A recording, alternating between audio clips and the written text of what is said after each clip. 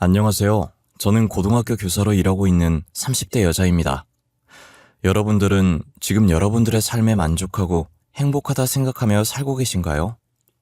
저는 아직도 행복이라는 게 무엇인지 어떤 감정인지 모르겠어요. 30대가 될 동안 살아오면서 한순간도 행복했던 적이 없었거든요. 제 인생인데 저를 위해 살아본 적이 없었던 것 같아요. 항상 제가 아닌 다른 누군가를 위해 희생하고 맞춰 살아왔죠. 제가 의지하고 기댈 수 있는 버팀목이 되어야 할 사람들이 되려 제게 의지를 하고 있었어요. 과거에 저는 하고 싶은 것 다 하고 하고 싶은 말 다 하며 사는 당찬 아이였어요.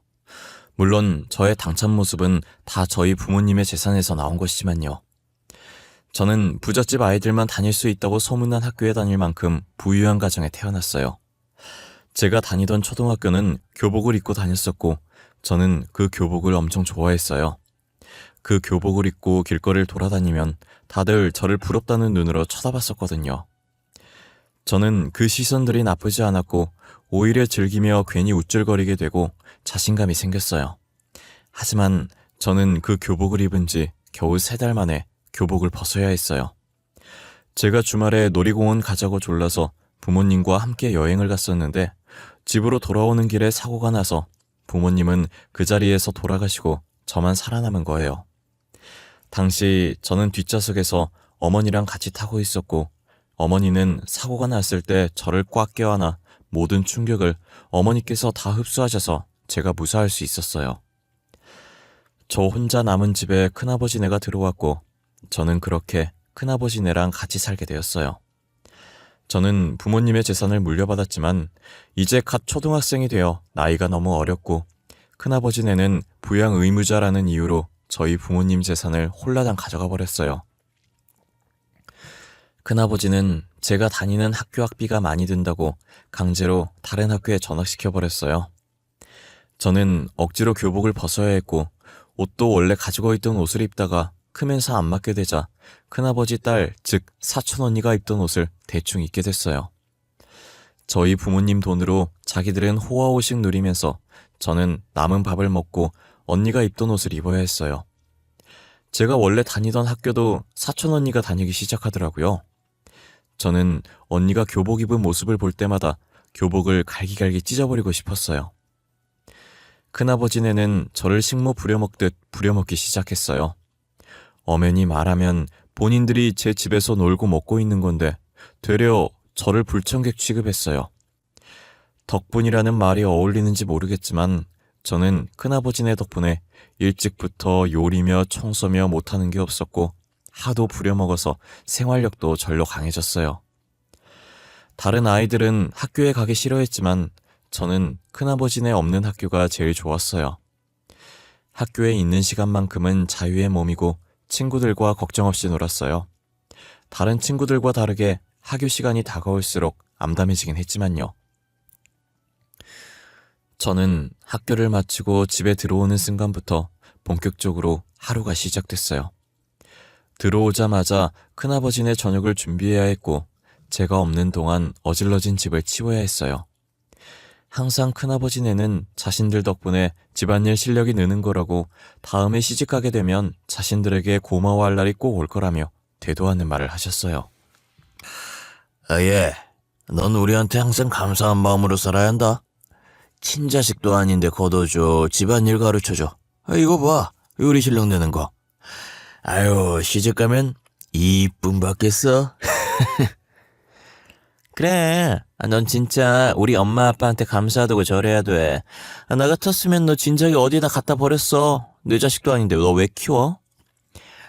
그러게, 나는 전생에 무슨 죄를 얼마나 지었길래 남의 자식을 키우고 있는지. 아유, 내 팔자야. 그래도 저희 부모님 돈으로 이렇게 잘 지내고 계신 거잖아요. 이 집도 저희 부모님 집이고 오히려 저한테 고마워해야 하는 거 아니에요? 언니도 누구 돈으로 그 교복 입고 학교 가는지 잘 생각해. 어머 얘, 누구 돈으로 학교를 가냐니? 우리 돈으로 가는 거지. 이제 너네 부모님 돈은 없어. 우리한테 들어왔으면 이제 우리 돈 아니니? 그러니까 너는 얌전히 빨래나 해. 그 옷 손빨래 해야 된다? 큰아버지네는 과거에 세 식구 겨우 끼니 때울 만큼의 돈밖에 못 벌고 단칸방에서 옹기종기 모여 살던 시절은 생각도 못하고 제게 으름장을 놓았어요. 저희 부모님 재산이 없었더라면 죽을 때까지 이렇게 살아보지도 못했을 사람들이 다 자기가 잘나서 지금 이렇게 사는 거라며 저한테 집안에 도움이 안 된다고 구박했어요. 큰아버지네는 따로 돈 벌 생각도 하지 않았고 집에서 놀고 먹으며 저희 부모님 재산만 축내고 있었어요. 사실 저한텐 큰아버지네가 모르는 비밀이 한 가지 있어요. 내가 초등학교 올라가면서 혹시나 무슨 일 생길지도 모른다고 부모님이 제 명의로 남겨놓은 건물이 하나가 있었거든요. 이런 일이 생길 걸 미리 예상이라도 하셨다는 듯 부모님이 급하게 명의를 저한테 돌려놓으셨었어요. 큰아버지네가 돈을 너무 흥청망청 쓰셔서 부모님 재산이 금방 사라져버렸고 남은 건 제 건물뿐이었죠. 저는 괜히 말했다가 이 건물도 뺏길 것 같아서 건물에 대해서 한 번도 언급한 적이 없었어요. 언젠간 성인이 되면 그 건물에서 살 것이라고 다짐했고 이 집에서 하루라도 빨리 나오고 싶어서 빨리 성인이 되기만을 기다렸어요. 저는 고등학생이 되자마자 각종 아르바이트를 하기 시작했어요. 큰아버지는 부모님 돈을 다 써버려서 당장 생활할 돈도 없다고 돈 벌어오라고 하는 거예요. 도대체 그 많은 돈을 언제 다 쓴 건가 했더니 큰아버지가 노름을 하고 있었더라고요. 결국 노름판에서 모든 것을 잃고 이제 돈이 없으니 집에서 손가락만 빨고 있었던 거죠. 야, 넌 돈을 왜 그렇게 뜨냐? 너도 내가 한심하냐? 한심하냐고? 당장 가서 돈 벌어와. 안 나가? 돈 가지고 오라고. 우리 당장 밥 먹을 돈도 없어. 굶고 싶지 않으면 돈 벌어와. 고깃집도 있고 식당도 있고 일할 곳 많잖아. 저 이제 고등학생이에요. 아직 미성년자라고요. 제가 어떻게 돈을 벌어요? 요즘 내 친구들도 돈 필요할 때마다 식당에서 아르바이트하고 그러던데? 식당 어차피 오후에 문 열잖아. 학교 마치고 일하면 되겠네. 아니면 주말에 가던가. 그렇게 잘 알면 진작에 언니가 나가서 돈 벌어오지 그랬어. 왜 나한테 손 벌려? 야, 나는 고3이야, 고3. 한창 공부할 땐데 수험생이 어떻게 아르바이트를 해? 너는 이제 고1이잖아. 고1은 괜찮아. 아르바이트 해도 돼. 큰아버지와 큰어머니는 돈 벌어오라고 난리였고 사촌 언니도 옆에서 부추겼어요. 저는 집에서 이런 꼴이나 보고 있을 바엔 아르바이트를 하는 게 낫겠다는 생각을 했어요. 돈 되는 일이라면 어떤 일이든 열심히 했던 것 같아요. 평일엔 고깃집을 했었고 주말 오전엔 청소년들이 노는 노래방, 주말 오후엔 PC방도 했었어요. 한창 놀 나이에 몸이 10개라도 모자랄 정도로 열심히 살았었어요. 다들 일하려고 하지 않았고 정말 제가 아니면 집구석이 돌아가지 않았어요. 밖에서 일하고 집에선 또 집안일하고 눈 감을 때까지 하루 종일 일이었어요. 저는 일해서 받은 돈으로 큰아버지께 생활비를 드리고 몰래 일부를 조금씩 모았어요. 성인이 되면 바로 독립할 생각으로 돈을 악착같이 모아왔어요. 그런데 막상 제가 성인이 되고 보니 미운 정도 정이라고 큰아버지네가 신경 쓰이더라고요. 그동안 놀고 먹어서 경렬단절로 써주지도 않을 건데 어떻게 밥벌이를 할지 걱정이었어요. 제가 다니는 대학교 근처로 원룸을 구하려고 했는데 포기하고 계속 큰아버지네와 같이 살았어요. 와중에 사촌 언니는 대학 등록금 낼 돈이 없어서 휴학을 했더라고요. 보통 다른 사람 같으면 휴학하는 동안 아르바이트를 해서 등록금을 모을 텐데 사촌 언니는 태평하게 방에서 누워만 있는 거예요. 언니, 등록금 낼 돈 없어서 휴학했다며 계속 이러고 있어도 돼? 아르바이트해서 등록금 마련하거나 학자금 대출받던 거 해야 하는 거 아니야? 뭐하러 대출을 받아? 네가 있는데. 너 일하잖아. 돈 모아둔 거 있을 거 아니야. 그거 좀 줘봐. 대학 등록금 내게.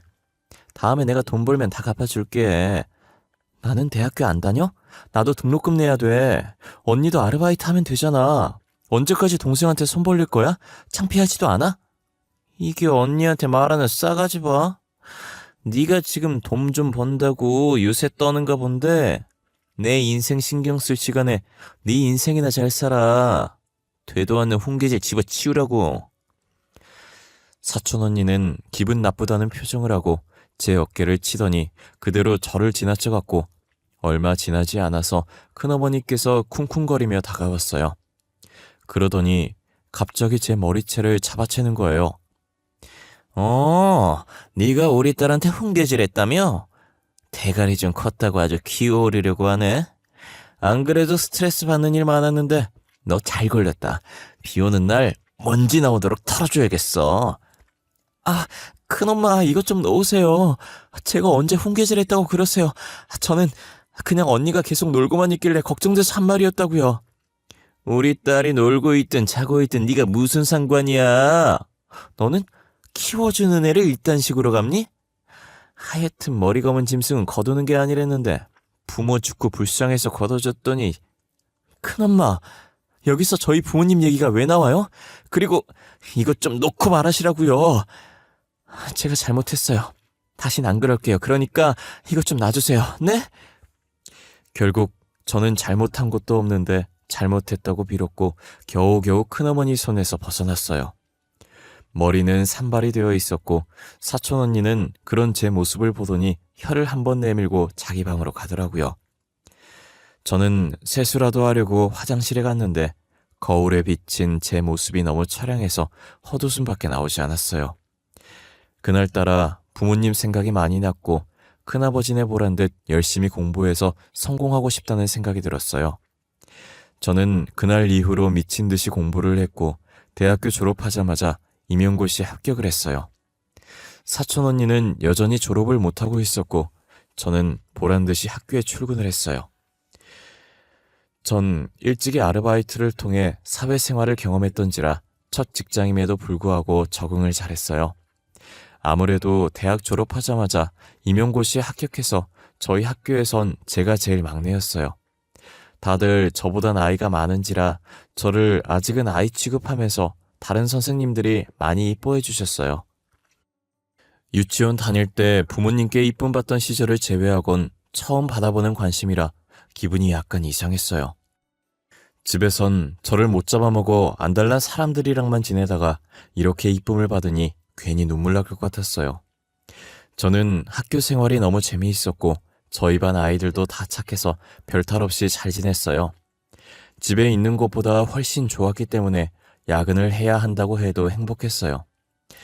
제가 안정적으로 돈을 벌기 시작하니까 큰아버지네는 대놓고 돈을 내놓으라고 요구하더라고요. 그만큼 키워줬으면 오는 게 있어야 하는 것 아니냐면서요. 너 월급이 얼마라고 했지? 선생이면 월급 좀 될 거 아니야. 앞으로 용돈 줄 때 나랑 네 큰엄마랑 따로 보내. 알겠어? 그만큼 키워줬으면 오는 게 있어야지. 우린 많은 거 안 바래. 달에 각자 60만 원씩만 줘. 우리도 입에 풀칠할 건 있어야지 않겠어? 요즘 다들 그렇게 받는다고 하던데. 60만 원이요? 저 지금 계약직이라 60만 원씩 드리면 남는 거 없어요. 죄송하지만 60만 원은 무리예요. 달에 30만 원씩은 드릴게요. 겨우 30만 원? 30만 원으로 누구 코에 붙이니? 밥 몇 번 사 먹으면 없겠구만. 그럼 60만 원까지는 안 바랄게. 45만 원. 딱 45만 원. 어때? 40만 원. 저도 그 이상은 안 돼요. 40만 원 드려도 적자예요, 진짜. 이제껏 제가 알바했던 돈도 절반 이상 드렸었잖아요. 알았어. 40만 원. 우리 진짜 많이 봐줬다. 알지? 매달 40만 원씩 보내. 큰아버지네는 그렇게 저를 부려먹고도 뻔뻔하게 키움값 내놓으라고 하셨고 저도 처음엔 키워준 은혜 갚고 끝내자는 생각에 돈을 줬었어요. 그런데 제가 한 번 주기 시작하니까 별의별 핑계를 다 대면서 야금야금 돈을 가지고 가더라고요. 탁자 부러졌다고 새로 사야 하니 돈 좀 보내달라고 하길래 제가 부러뜨린 것도 아닌데 왜 저한테 달라고 하는지 물어봤어요. 큰어머니는 뻔뻔하게 이 집 원래 너희 집 아니었냐며 집주인이 고치는 게 당연하다는 거예요. 저는 괜히 말 길게 해봤자 저만 피곤할 것 같아서 한숨만 쉬고 계좌로 돈 보내줬어요. 큰어머니가 해결되니 큰아버지가 연락이 와서 용돈이 다 떨어져서 지금 밥 먹은 거 계산을 못하고 있다고, 계산 못하면 경찰에 신고하겠다는데 가만히 보고만 있을 거냐고 하더라고요. 저는 또 할 수 없이 음식값을 큰아버지에게 드렸어요. 이런 식으로 짜잘짜잘한 일들로 제게 돈을 뜯어가시는 거예요. 뭐라고 하기도 못한 게 제게 가져가는 돈이 4만 원, 5만 원 이런 식의 소액이었거든요. 겨우 4, 5만 원 가지고 쪼잔하게 난리치는 사람 될 것 같아서 아무 말도 못하고 있었어요. 그냥 말 길어지기 전에 입금해주고 치우자는 마음이 더 많았죠. 그래도 제가 학창시절 아르바이트 했을 땐 평일엔 알바하고 주말엔 공부한다는 핑계대고 나와서 주말에 아르바이트 하는 걸 비밀로 했었거든요. 평일 알바비 절반 이상을 줬다고 해도 지금 주는 돈보다 적었어요. 그래서인지 제가 돈을 많이 주니 예전처럼 구박을 하진 않더라고요. 오히려 제게 빌빌거리며 돈을 달라고 구걸을 했죠. 아무래도 그 집안엔 백수밖에 없고 돈 버는 사람은 저밖에 없으니 저한테 잘 보여야 돈이 한 푼이라도 더 떨어지니까 최대한 제 심기를 건들지 않으려고 했어요. 이게 돈이 주는 권력인가 싶고 차라리 이유 없이 구박받던 예전보다는 지금이 훨씬 낫다고 생각했어요. 그러다 TV에서만 보던 사채업자들이 저희 학교 앞 골목에 차를 세워놓고 있는 거예요. 저는 사채업자와는 아무 상관이 없는지라 그냥 지나쳐 가려고 했어요. 그런데 사채업자가 한 손에 종이를 들고 제 앞을 가로막고 서 있는 거예요. 그러더니 들고 있던 종이를 제 얼굴 옆으로 갖다 대는 거예요. 뭐예요? 비켜주세요. 저 지금 바쁘거든요. 안 비키시면 소리 지를 거예요. 아유, 아가씨야. 나도 지금 바쁘거든. 사진이랑 똑같이 생겼네. 본론부터 이야기할 테니까 잘 들어. 네 큰아버지라는 사람이 나한테 돈을 빌렸거든. 근데 나한테 갚을더니 아가씨가 가지고 있다고 하네. 제가 가지고 있다고요? 저는 큰아버지가 사채를 빌렸었는지도 방금 아저씨가 말해서 알았는데요. 저 돈 없어요. 제가 빌린 것도 아닌데 제가 왜 갚아요? 저한테 이러지 말고 큰아버지 찾아가 보세요. 아유, 뭐하냐 아가씨가 이 학교 선생인 것 같은데 일 더 크게 만들고 싶지 않으면 빨리 주고 끝내지. 우리도 일 키우고 싶지 않고 그냥 빨리 끝내고 싶거든. 그러니까 좋은 말 할 때 돈 주는 게 좋아. 진짜 왜 그러세요? 제가 빌린 거 아니잖아요. 왜 저한테 이러세요? 돈 빌린 사람한테 가서 돈 달라고 하세요. 엄한 사람한테 돈 달라고 하지 마시고. 아, 말귀를 못 알아듣네. 아가씨가 돈 가지고 있다고 했다고. 아까 말했잖아. 좋게 끝내려고 했는데 계속 내 심기를 건드리네. 지금 너네 나 가지고 장난쳐? 알고 보니 학교 앞에 있던 사채업자는 저를 찾아온 것이었고 큰아버지가 노름한다고 돈 빌렸는데 사채업자가 찾아오니 제가 돈을 가지고 있다고 거짓말을 친 것이었어요. 그래서 제가 일하는 학교와 제 사진을 사채업자에게 넘긴 거죠. 사채업자는 큰아버지 말만 듣고 빌려준 돈 받으러 온 제밖에 없는 거고요. 저와 사채업자는 옥신각신하면서 목소리가 점점 커지기 시작했고 주변에 있던 학생들과 선생님들이 집으로 가다가 저희 쪽을 쳐다봤어요. 저는 혹시나 주변에서 말 나올까 일단 사채업자들을 사람 없는 곳으로 데리고 갔어요. 아이들도 다 보는데 무섭게 이러지 말고 조용한 곳에서 말하자고 했죠. 지금 돈 안 주면 사채업자가 계속 저희 학교에 찾아올 기세라 며칠만 기다려주면 돈 드리겠다고 했어요. 저는 일단 급한 불부터 꺼야 했기 때문에 통장에 있던 돈이랑 대출을 조금 받아서 빚을 갚았어요. 큰아버지는 한동안 저를 피해서 집에 돌아오지 않으시다가 돈 갚고 나니까 집으로 돌아오더라고요. 저는 큰아버지를 보자마자 소리를 질렀어요. 큰아빠, 진짜 제정신이에요? 겁도 없이 왜 사채를 써요, 사채를? 사채가 갚을 돈 없으면서 무슨 생각으로 돈 빌린 거예요? 그리고 왜 제 개인정보를 넘겨요? 그거 범죄예요, 알아요? 야, 내가 남의 개인정보 넘긴 것도 아니고 가족인데 뭐가 범죄야? 그리고 너가 돈 갚았다며 해결했으면 됐지 뭘 그렇게 소리를 지르고 그래? 아유, 앞으로 사채업자 안 나타나겠네. 지금 저랑 장난하자는 거예요? 노름 좀 그만하세요. 저 그동안 계속 참고 있었는데 노름한다고 저희 부모님 재산 다 쓰고 이제 저한테까지 피해 입히고 뭐 하자는 거예요? 아이, 진짜 시끄럽게. 그거 좀 갚아줬다고 큰아버지한테 유세 부리는 거냐? 어? 네가 날 가족으로 생각했으면 그 정도는 해줄 수 있는 거 아니야? 왜 이리 말이 많아? 제발 철 좀 드세요. 죽은 동생 돈 그렇게 흥청망청 쓰고 다니면 미안하지도 않아요? 저였으면 미안해서라도 그렇게 안 살아요. 더 열심히 살았을 거라고요. 큰아버지는 한참 어린 조카에게 충고를 받는 게 자존심 상하셨나 봐요. 더 이상 제 말에는 대꾸를 하지 않으시고 제 뺨을 내리치시더라고요.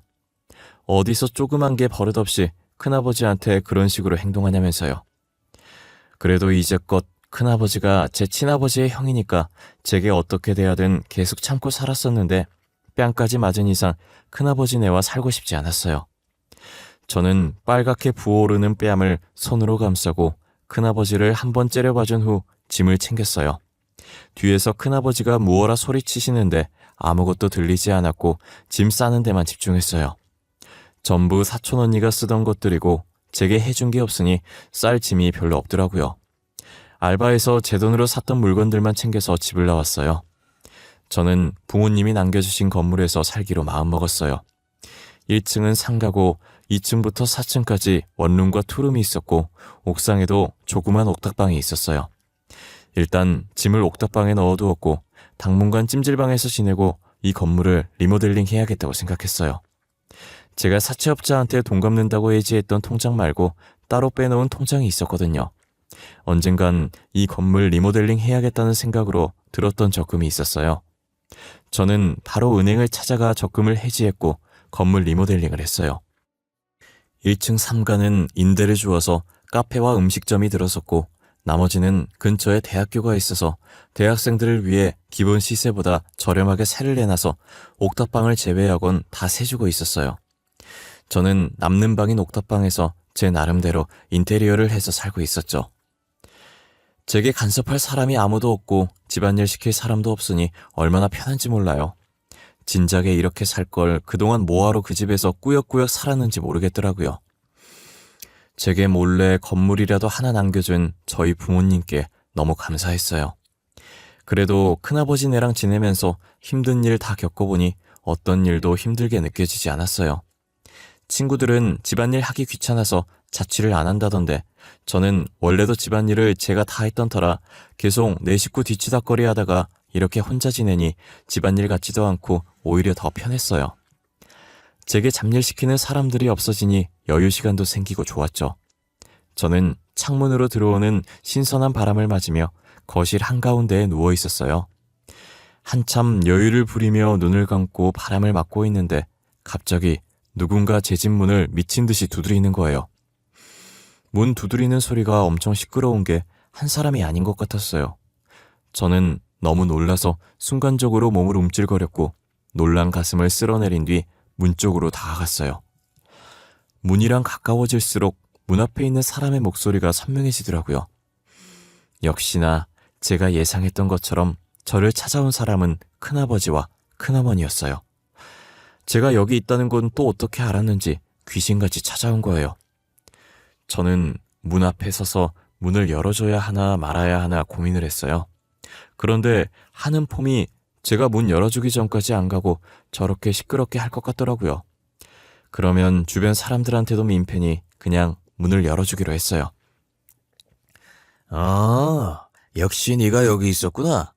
저번에 네 아빠 재산 분할하면서 이 건물이 없다 했더니 그땐 주변에 뭐 없던 건물이라 판 줄 알았는데 너한테 줬나 보다. 근데 그걸 여태 숨기고 있었어? 네가 우리한테 어떻게 이래?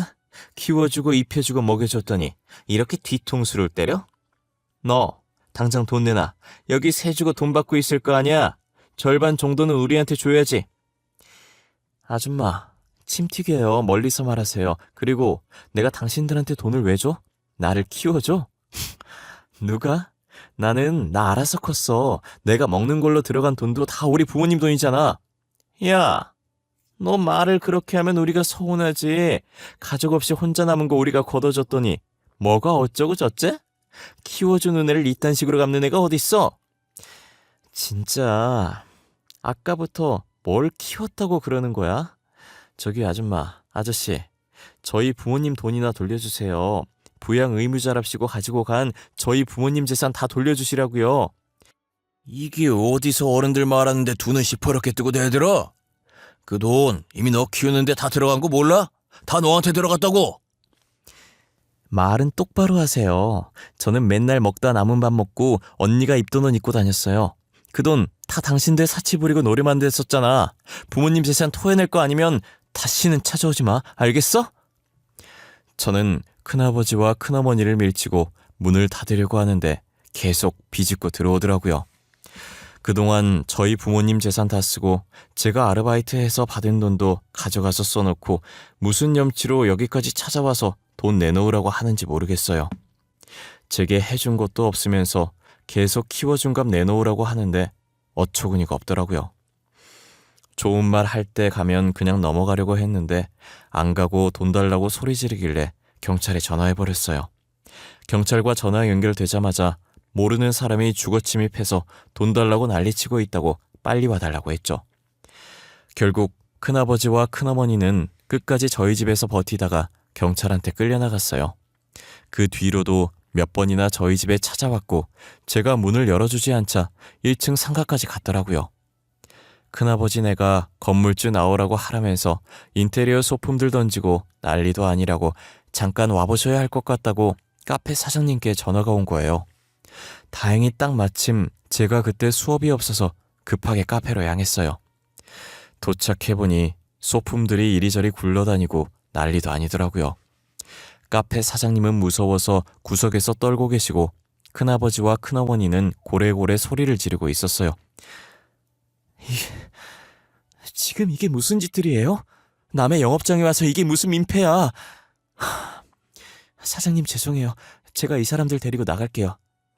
데리고 나가긴 어딜 데리고 나가? 그냥 여기서 얘기해. 우리 잘난 건물주님께서 기껏 이만큼 키워줬더니 이렇게 우리를 버리네. 아이고, 부모 죽고 오갈 것 없는 애 키워줬더니 이렇게 뒤통수를 쳐? 머리 검은 짐승 거두는 게 아니라고 했는데 우리가 어쩌다 이런 신세가 된 거야? 우리 부모 건들지 말라고 그랬지.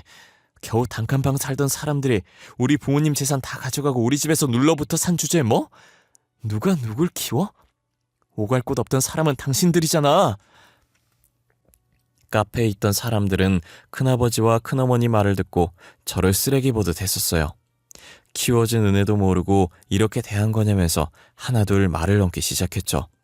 하지만 제가 부모님 재산 다 가지고 가고 어린애 아르바이트 시키고 집안일 시켰다고 하니 사람들은 큰아버지와 큰어머니께 따가운 시선을 보내고 저마다 한 소리씩 하더라고요.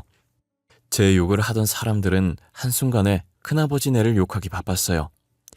기세등등 하던 큰아버지와 큰어머니는 사람들이 자신들에게 손가락질하며 욕을 하자 눈치를 보기 시작하더라고요. 저는 업무 방해죄와 기물파손죄 그리고 명예훼손죄로 큰아버지와 큰어머니를 경찰에 신고했어요. 같이 경찰서로 가서 다시는 제 주변에 얼씬거리지 못하도록 접근금지 신청도 하고 나왔어요. 큰아버지와 큰어머니는 조사를 받았고 벌금형으로 끝나긴 했지만 죄가 많아서 벌금도 만만치 않다는 거예요. 웬만하면 저희랑 합의하라는 답을 받았다고 하더라고요. 저는 카페 사장님께 절대 합의해주지 말라고 했고 저도 합의할 생각 없다고 전했어요. 결국 큰아버지와 큰어머니는 많은 벌금을 내야 했고 벌금 낼 돈이 없어서 다시 사채에 손을 댔어요. 그리고 지금은 저와 연락을 끊은 상태고 큰아버지네는 사채업자들 피해 다니고 있다고 하더라고요. 제게 조금만 잘해주셨더라면 끝까지 그 은혜 잊지 않고 잘해드렸을 텐데 일을 이렇게 만든 건 다 큰아버지 큰어머니 본인들이죠. 저는 절대로 큰아버지네를 용서할 마음이 없어요. 잘못했다고 무릎 꿇고 싹싹 빌어도 용서하지 않을 거예요. 그리고 앞으로는 남을 위해서가 아닌 저를 위해서 살 거예요. 남을 위해 살아봤자 제게 돌아오는 건 아무것도 없더라고요. 제 이야기는 여기까지입니다. 여러분들은 꼭 자기 자신을 아껴주시고 오로지 자신을 위해서 사셨으면 좋겠어요. 우리 모두 소중한 사람들이잖아요.